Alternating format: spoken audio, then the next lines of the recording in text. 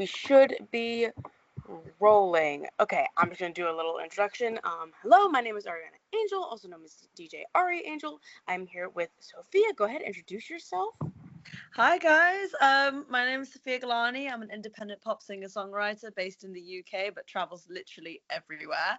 Um, I make, mainly pop, avant-garde pop. I like to experiment slightly with my pop, and I've got a new single out called Wake Up and a new album out called, oh, that's gonna come out literally in 4 days, called Reconceptualize, which is coming out on vinyl. So excited for it.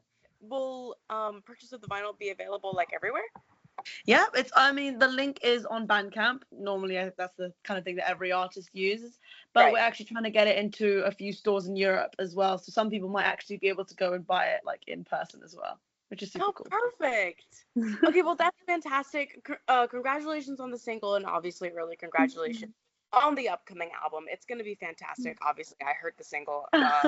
Thank you. Just a couple of quick questions, about yourself. Obviously, you did a quick little introduction, Mm. but who are you as an artist, and what inspires you to create the music that you've already created and will create in the future?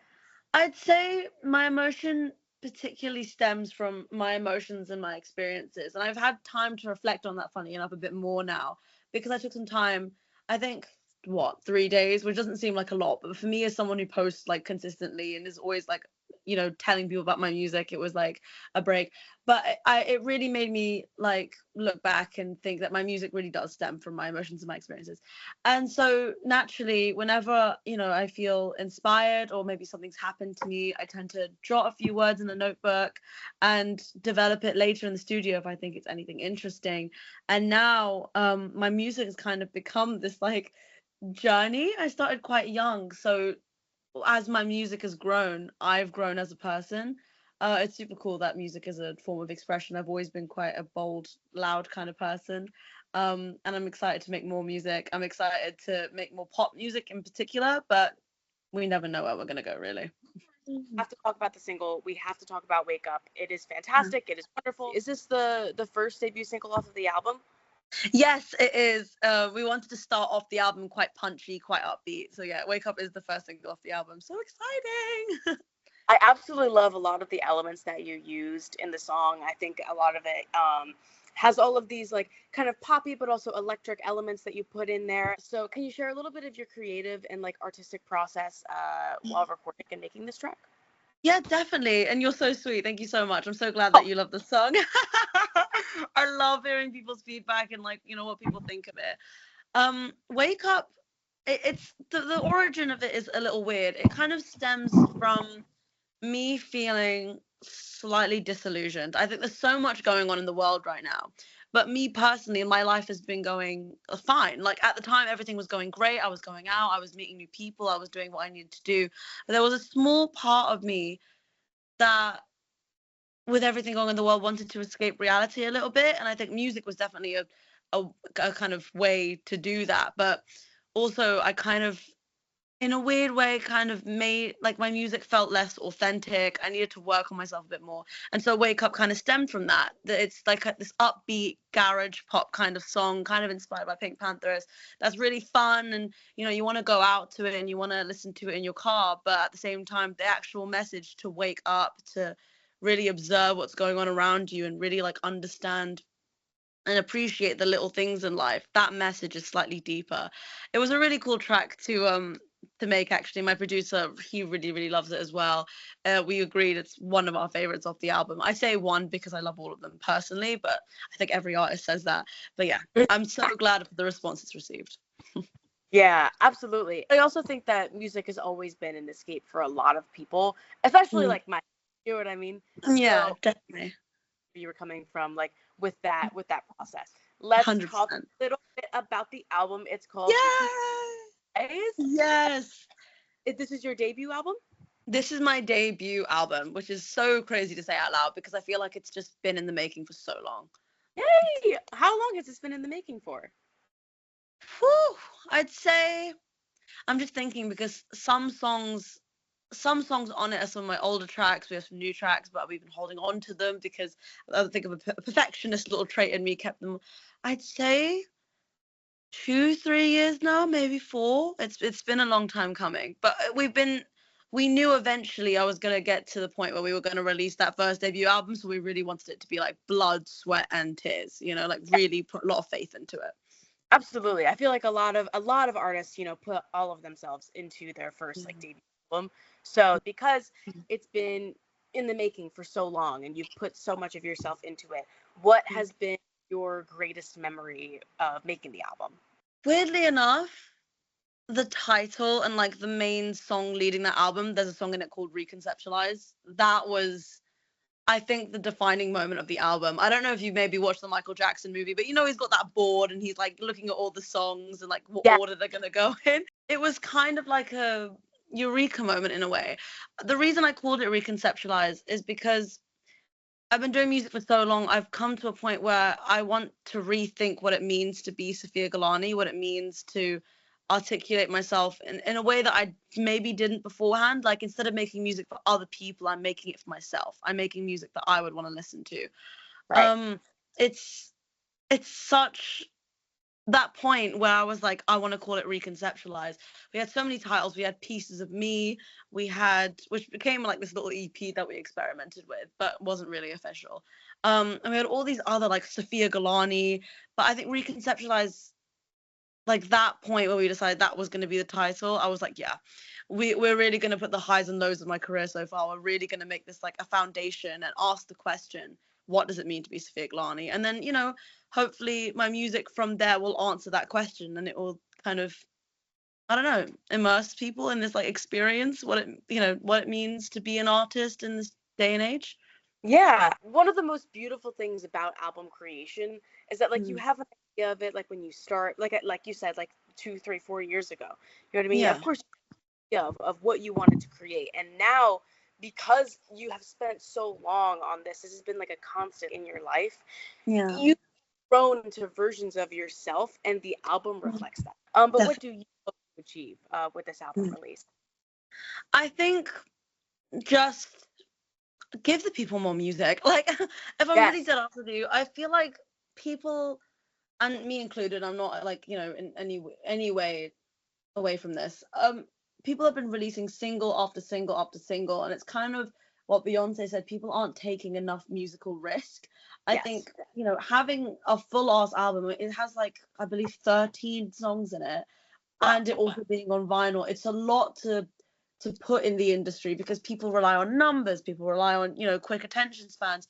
So I hope from this album people will hopefully learn to appreciate just music in general a bit more, like whether they sit down and listen to the whole album or they take it in chunks based on how they're feeling.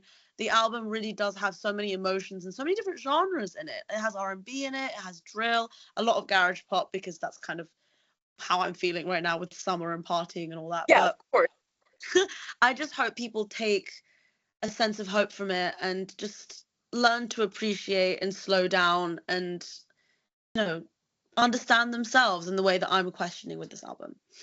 Yeah, absolutely. And I feel like specifically with what you said, there's a lot of focus on like numbers and how is this going to do commercially, and how many singles are we going to release and before the album does, and how well is it, you know what I mean? I feel like very, very specifically there has been something that has been going around, and it's like the death of bridges. Songs like for people's attention span. Music in this day and age has like boiled down to a formula. I was like so incredibly creative and people taking risks and all of these things, and I feel like maybe I've been thinking like since like 2020 it's boiled down to like this music formula. This is what does good commercially, so this is what everybody's going to do, so it is very refreshing to see that artists and new artists are coming out and saying this and taking risks, because that's what we need, 100%. And I think like when it comes to like risk in particular, I think people think, oh, my music's not going to be seen, my music's not going to be heard, I'm not going to reach this level of whatever expectation I decide to put on myself. But there's something so beautiful about just releasing music and not giving a damn. Like, after a while I realized, like, Spotify numbers are Spotify numbers, people are people. At the end of the day, I'm going to look back on it and I'm going to be like, I released that, and that was a point in my life where I got to express myself so outwardly and so in such a heartfelt manner that whether it gets like, how many numbers of streams, I will still be at the end of the day proud of that piece of work. I especially understand because WUSC is a non-top 40 radio station. You know what I mean? So we play a lot of the independent and the new coming. All of the music we play, or at least 75% of it, we pick it because it's experimental. We pick it because it's new and it's refreshing and it's fun. And like I said, this is definitely something that's coming up. It's on the up and up, and you are one of the horsemen of it, so that's really exciting. It is. I know before that you mentioned that, Wake Up specifically has elements that, Pink Panthers uses and all those other things.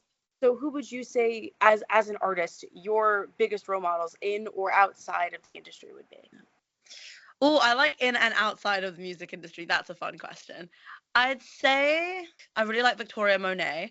I love the way she approaches music. She's so smooth with it. She's so intentional. Her harmonies are crazy good.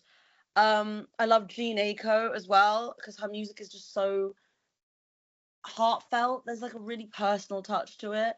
And as someone who's quite spiritual, it kind of aligns.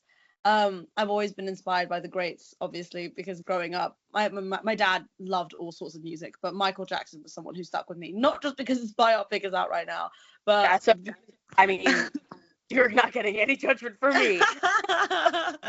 No, his music challenged people, and it was really inspiring to hear the story behind it and everything. Not to glaze, but but we know. And outside of the industry, it's gonna sound odd. I don't have a particular one, but I really love reading something called romantic literature, not in the traditional like lovey-dovey couple literature. I mean like the appreciation for nature kind of literature, like the Romantics era, where they just talked about like the joys of life and how we need to appreciate more. Like I think studying that at one point just for fun really did change my mindset a bit and how I approach music. Yeah, that's wonderful. I'm a big poetry fan, so yay. It's so cool to hear about all of the elements that you've put into the album. That like obviously the biggest one is you and your growth, you know what I mean, but it's also when people are listening, they can also hear all of these little things that like, oh, like this is what was mine during this, it's a very immersive feeling. So I'm very excited about that. Just a final this is like the final actual question. What can we expect to hear from you in the future? Well, we know a new album, obviously. Yep. So exciting, yada yada. I can't wait for that. It's gonna be really cool going into summer with it, especially doing like festivals and stuff. We've got a few gigs coming up. I'm going to Ireland in 4 days' time. So excited. Yeah. Thank you. I hope to travel more though. I love traveling, so I'd love to do it more with my music. Right. And in terms of actual music, I'm still working on some more even after the album. I've always loved songwriting and recording. Like this is not one of those things where it's like, oh, I've released an album, now I need to take a break. It's more like I've released an album, okay, what's next? Because I myself don't get me wrong, I love promoting my music. I want more. I want to give more. I want to write more, So we're just in that process. Absolutely. Thank you so much for answering all of my questions. Where can we listen to your music? And obviously you mentioned you're performing in Ireland, but tell us where you'll be performing live. Plug yourself, plug anything. Oh my gosh, I don't know why I get so corny saying all this, because it's the traditional spiel, but as possible. You got to nowadays, which is crazy, but so yes, I'll be in Waterford, which is an island near Dublin, on the 31st of May, performing at the Pride of DC. I don't know how to say it properly. DC. It's a popular festival in Waterford. You'll find it. And then I'm on all socials. I like to keep updated there. We've got a mailing list now and a group channel thing, which is really cool. And that's on my Instagram at sofia.anisa.gillani, and Sofia Gillani just basically everywhere else. TikTok, you know it. Fantastic. And where can we listen to the album? You can listen to it on all streaming platforms, Spotify, but if you want a physical copy, It's going to be on Bandcamp, which the link is in my bio on my Instagram, but also just search up Sofia Gillani on Bandcamp. And you can order the vinyl, or if you're in Europe, it might be in a store near you, primarily HMV record stores and Rough Trade record stores. Come on. Absolutely. Well, Sophia, thank you so much. I must say, you are a joy to talk to. You are a fantastic person. And I am so looking forward to hearing the album, and you have a forever fan in me. So, oh, stop it, you. I'm so excited for you to hear it. Thank you so much. This has been such a lovely conversation. I've genuinely enjoyed myself today. Hey, absolutely. Of course. Well, I wish you the absolute best of luck in the future. I wish you the absolute best of luck with the album. It's going to be fantastic. Break legs at your gigs. And yeah, thank you so much for joining WUSC for this interview. You were fantastic. Thank you.